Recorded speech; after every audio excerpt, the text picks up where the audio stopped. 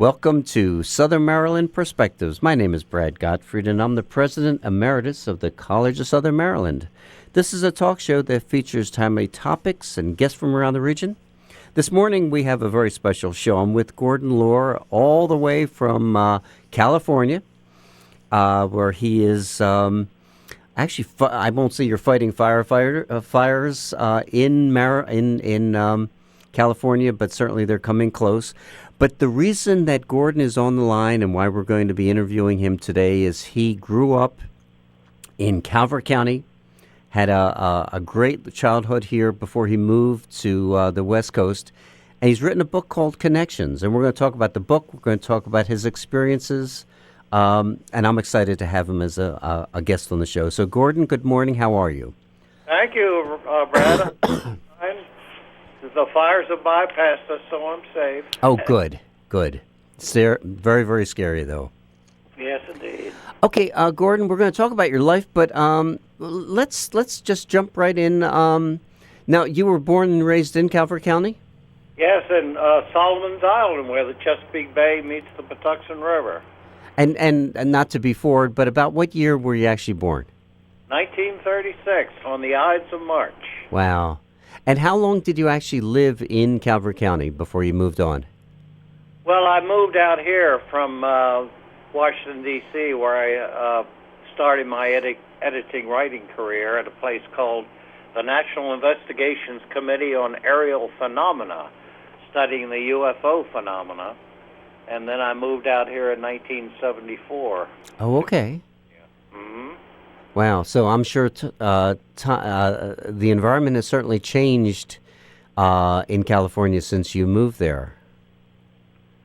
Yes, indeed. Yes, yes, it has. So let's talk about, so you grew up in Calvert County. What was it like? Now, first of all, your family had an establishment on the Solomons. You want to talk a little bit about that? Yes, my grandfather established a seafood harvesting and packing business, particularly oysters, through the J.C. Lohr and Sons Oyster House, which is now there, beautifully refurbished by the Calvert Marine Museum there at Solomon's Island. And then my father and Uncle Joe took it over when he died in 1945, and it continued to 1985. But meanwhile, my father had transferred his oyster business to St. Mary's County in 1961. Oh, and, okay. It was at my father's marina, G.I. Rupert Lohr and Sons Marina there at Solomon's Island, where I met a number of these celebrities who like to sail the Chesapeake Bay, like Robert Mitchum and James Cagney and Rita Hayworth and Burl Ives, people like that I met there. Wow. Now, so how did you interact with them? So did you work in your grandfather's establishment? Yes, I did before I went into the Army in 1960, but it was during the decade of the 1950s that I met most of these people, and then after I got out to California at the place called Beverly Hot Springs, where I was the general manager, I met many more people like Tom Hanks and Jodie Foster, wow, Oliver Stone, and so on and so forth. But it was there at Solomon's Island at Dad's Marina where I met these people, particularly Burl Ives. I spent a full day with him, and he was then noted as Carl Sandburg, the great author and historian, said he was the greatest balladeer of any century. Yeah. Well, when I think about these individuals, especially Robert Mitchum, I usually think about Hollywood. I usually think about California. I'm a little surprised that they were spending time around the Chesapeake. A lot of them did. Burl Ives had his boat. He kept it there in Annapolis. Wow. And when I met him in 1957, he was on his way to Florida to make the film Wind Across the Everglades. And he also told me he had just gotten signed a contract for a then untitled film, which became The Big Country with Gregory Peck. Mm-hmm. And I was won his Academy Award as Best Supporting Actor for that performance. And he told me about his journey down there. Was spending 8 hours with him. He and I even sang a folk song together. I was studying folk singing at the piano and guitar and singing at the Peabody Conservatory of Music in Baltimore. Mm-hmm. And he and I played the folk song "Jack was Every Inch a Sailor," a Newfoundland folk song. And there were many. There were a number of celebrities there. Robert Mitchum, Rita Hayworth came in. James Cagney came in. Cagney loved the Chesapeake Bay. He had a farm on Martha's Vineyard in Massachusetts. So would he sail? He had an old Chesapeake Bay bug-eye schooner that he used, and he came in on that. Okay. To my father's marina, and I spent a couple of hours with him, I guess. Wow. Now, oftentimes they'll say that these big stars, especially way back when, were kind of nice people. I mean, did you find that to be the case? Absolutely, yeah. I can't remember a bad experience, and it was very interesting. I also had experiences not only there, but here in California, and even in Europe. I met the King of Sweden purely by chance in Stockholm, and also the Duke of Windsor, who was the Edward VIII, King Edward VIII. He abdicated his throne. Yes. I met him on board the SS United States coming back from Cobh, Ireland, and we had a lifeboat drill in the middle of the ocean because we had a bad storm and had to wait until we got away from the harbor to have the lifeboat drill. So after I tied my life jacket on, I sat down to relax and felt a tap on my shoulder and a voice that said, "Young man, could you please help me with my life jacket?" Oh. I got up, and it wasn't until I tied the life jacket around him that I saw it was the Duke of Windsor. Wow. And so we talked a little bit about the Chesapeake Bay. He said that he was familiar with it, and he loved the seafood there. Yes. And wow. And we discussed matters. He even invited me down to the first class lounge to have a drink. But before we got there, a crew member came up and said that the Duchess, who had been suffering from the flu due to the storm that we had, and so I didn't get that drink. But I did meet the former King Edward VIII. Wow. The only man to ever abdicate the throne in the 1,000-year history of the British monarchy. And he did it for love, I understand. That's right. He sure did. Wow. Now, you've written this book. It's available on Amazon. It's called Connections, and it's very easy to find on Amazon. Simply Google, or not, you can simply put in Connections. It's through Amazon and also through the publishing company, Bear Manor Media. And I even have a few copies here I can sell if people wanted to contact me. Now, what prompted you to write the book? Well, actually, about a couple of years ago, I had two friends. One was Neil Earl. I had just written a book where he figured prominently in it called the Earl family of Newfoundland and Labrador. That was about the history of the founding family of the Canadian province of Newfoundland and Labrador, and also Al Doshna. Al was a writer, editor, producer, director, so on in Hollywood, and we became good friends, and so I had encouragement from them because they knew some of my story about all the celebrities I've made, and they thought it would make a remembrance book. I see. So through their accomplishments and the good graces of all these celebrities, I had a real enlightening, learned, spiritual, and even a very interesting journey through the world of celebrity. The subtitle of the book is called A Lifetime Journey Through the World of Celebrity. Mm. Now, you met lots and lots of celebrities. Do you have a favorite? Yes, Burl Ives. Hands down, it was. He was sailing in his marina through the inland waterway along the Atlantic coast by himself. He only had a small boat, and I was just starting out myself as a folk singer when he came into my father's marina. Mm-hmm. And he even autographed my copy of his Down to the Sea in Ships record album. Wow. And he was on his way there to film Wind Across the Everglades. I discussed his role opposite James Dean in East of Eden and a lot else during our 2 days together.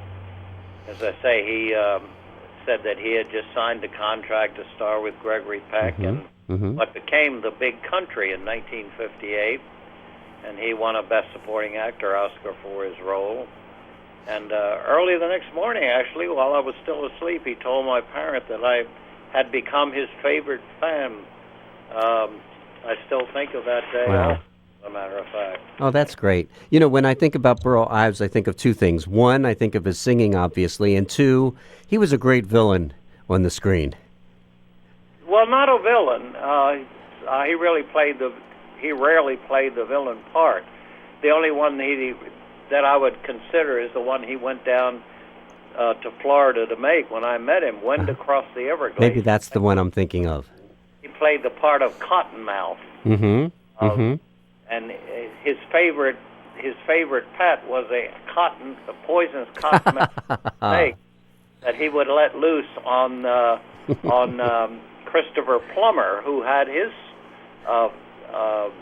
first role ever in films as a member of the Audubon Society, who was trying to put a stop to Cottonmouth and his band of ruffians who would shoot these beautiful birds just so women could wear their feathers in their hats and stuff. Wow. Now, where did Burl Ives live that he came to the Solomons? You know, he actually had his boat. He did. He says when he finishes a film in Hollywood or elsewhere. I think he may have been living in Anacortes, Washington at the time, but I'm not sure. Okay. So that was 3,000 miles away. Yeah. James Cagney told me the same thing, that as soon as he got through in Hollywood, he would catch the nearest train to Martha's Vineyard, spend time there, and then possibly sail the Chesapeake, which he loved to do as well. But so these people, Robert Mitchum, of course, had a farm over in Trapp, Maryland. Oh. And also James A. Michener, whom I met earlier in high school, and at a small confab with some students there in Baltimore. And he had a beautiful home there that he had while he was researching his novel Chesapeake, which came out in 1975. Wow. And I talked with him about that when I was a student at McDonough School in Baltimore. Now, Gordon, you, by the way, let me just mention to the listeners, I'm with Gordon Lohr. What a colorful individual. Was born, raised, lived in the Solomons, St. Mary's County, etc. Then eventually moved west, became, and we're going to talk a little bit about as general manager of the Beverly Hot Springs in Los Angeles. But you started off training to go into a music career. How did you veer from music to becoming a general manager at the Hot Springs? Well, actually, my main thing was I love music, and what I wanted to do, I love classical and folk music so much that I just wanted to spend a full year at the conservatory. Okay. And just intermix with these people and be there, enjoy the music, learn something about it. I didn't intend really to graduate as a musician. I don't think I was that good. But I started, my main thing was to become a writer, and I finally went to Louisiana State University and majored in journalism and got my degree there and started writing. My first really professional job was at the UFO organization, the National Investigations Committee on Aerial Phenomena, and I published my first book there through Prentice Hall Incorporated called Mysteries of the Skies, UFOs in Perspective. And then I went on there to publish 6 more books.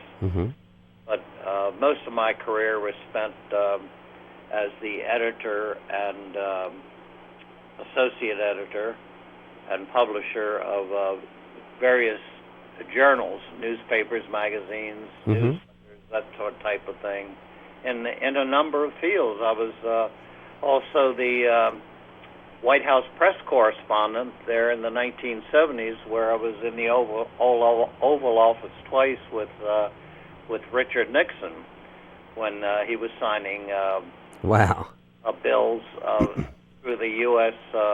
Environmental Agency to protect the skies and the waters in North America. I see. Actually, Sarah McClendon, who spent 50 years there at the White House and was known as the Dean of White House Press Correspondence, was my main sponsor to the National Press Club, and Dan Rather was my secondary sponsor. Oh, interesting. Yes, indeed. So I had a good fortune to meet a lot of these people. I even met then Vice President Lyndon Johnson at the 50th anniversary of the Capitol Radio Engineering Institute, where I worked, and the Vice President had some connections there. So he was among the first. The first real celebrity I met, though, was Harry Truman. And I'll tell you an interesting little story there. When my father first established the marina, it opened up in 1950, I believe. And Truman came in 1951 and in a Coast Guard boat. And actually, just several months before that, there had been an attempt on his life through 3 Puerto Ricans who thought he was against Puerto Rican autonomy at the time. And so my father asked if the president was aboard, and surprisingly enough, the deckhand said yes, he was. And my father then asked if we could shake his hand and meet him. And he said, well, I don't know. Of course, this was back in the days before, there was such tight security as it is today. Right. And so he said he would ask the president, and so he came back a few minutes later, and he says, yes, the president will shake your hand. And my father asked, where is he? He says, follow me. So he led us over to, believe it or not, an open porthole, and the President Truman stuck out his hand, shook my hand, and said, hello, young fellow.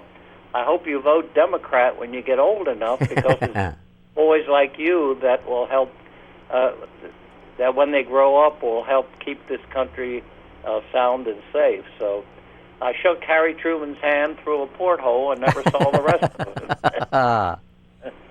Now, you also met, I guess, Kennedy, and you mentioned Nixon and Johnson, but of all of the presidents that you interacted with, who stood out in your mind as being memorable? Let's put it that way.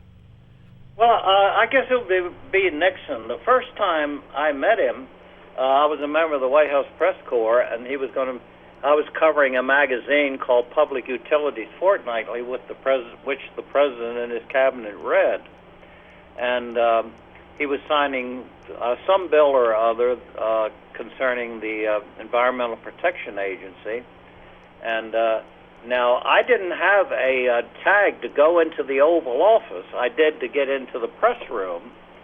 So I snuck in through a narrow corridor where all the rest of the press correspondents were going in. And I did a foolish thing. Instead of hanging back with the rest, I marched straight up to Nixon's desk in the Oval Office. And so I heard this gasp behind me. I think Sarah McClendon had grabbed my arm and was trying to pull me back. For some reason, I just wanted to go up to the front of the Oval Office desk. I did, and I looked over the side, and I saw a gentleman standing there. He was probably a Secret Service agent, putting his hand inside his coat. I said, "Oh my God, is he ready to shoot me?" You know. Oh boy. The president looked up at me, smiled, lowered his hand toward the agent, and as if to say, "It's okay." Oh. And he looked up at me and he says, "Blue skies, blue water. That's our motto for this year." So I was sweating a little bit. Yes. But, I guess so. but that was it. And then the second time, I stayed in the back with the rest of the correspondents and behaved myself. Okay. Now, what about JFK? What kind of interactions did you have with him? Very little, actually.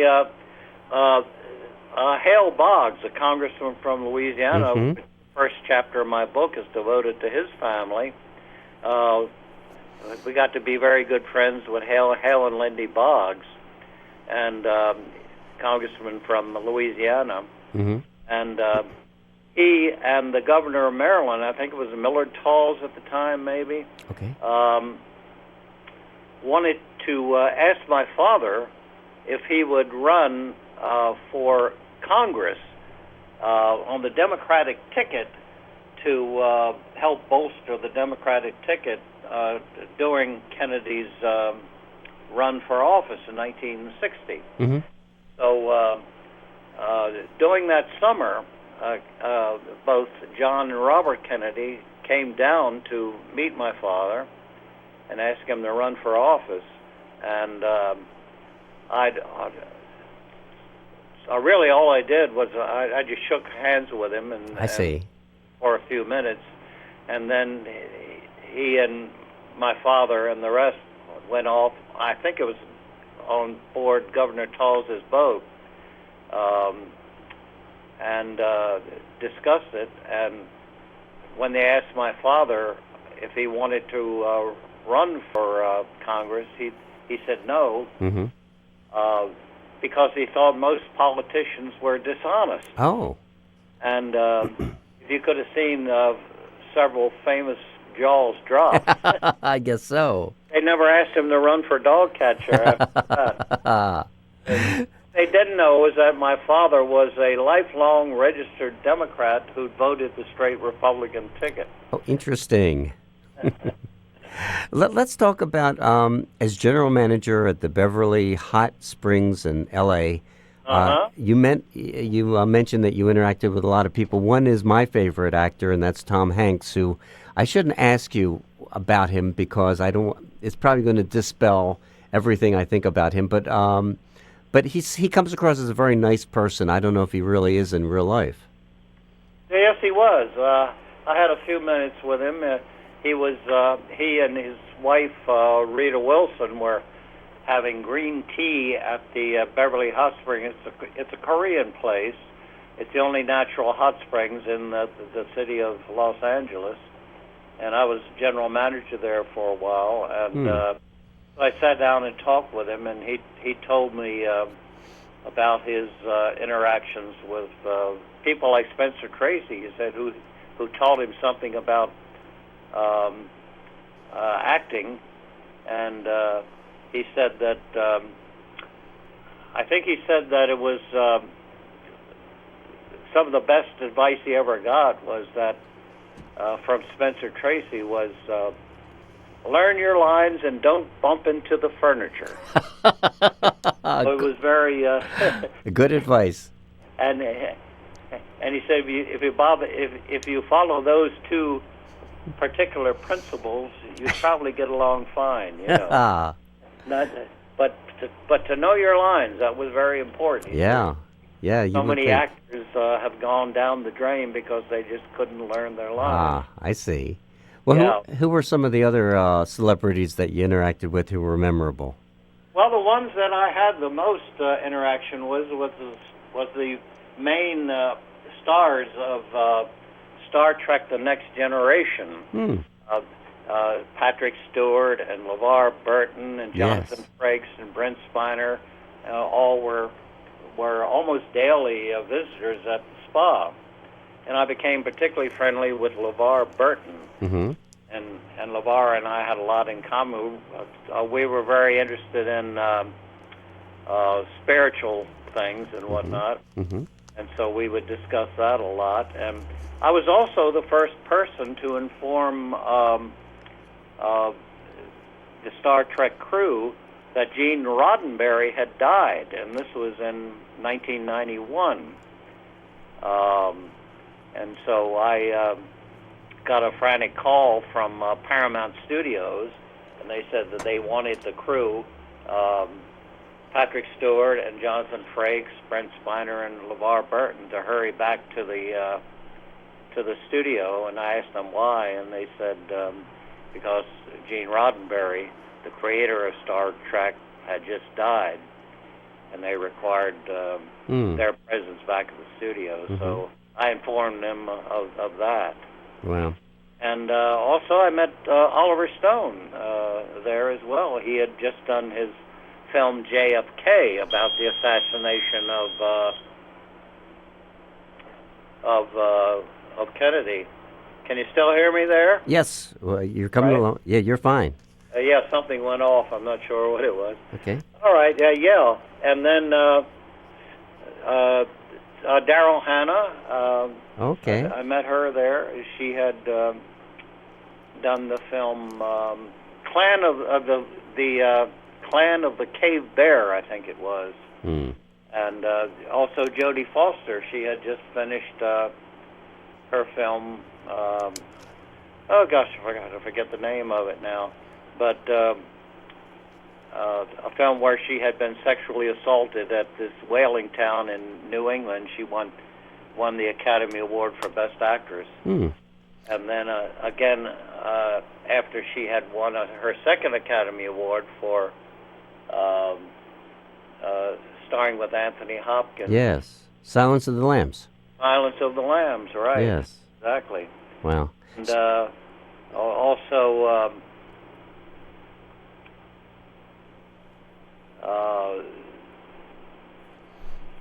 I was trying to think of his name now. My 81-year-old memory is kind of escaping me right Yeah, now. you're doing great. So, of all of these individuals that you met in L.A., who sticks out in your mind?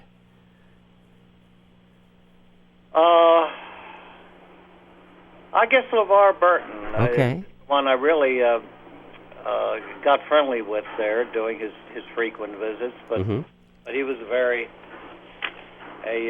interesting person because we had a lot in common, not just his starring role in Star Wars. yeah, right. Okay. And also.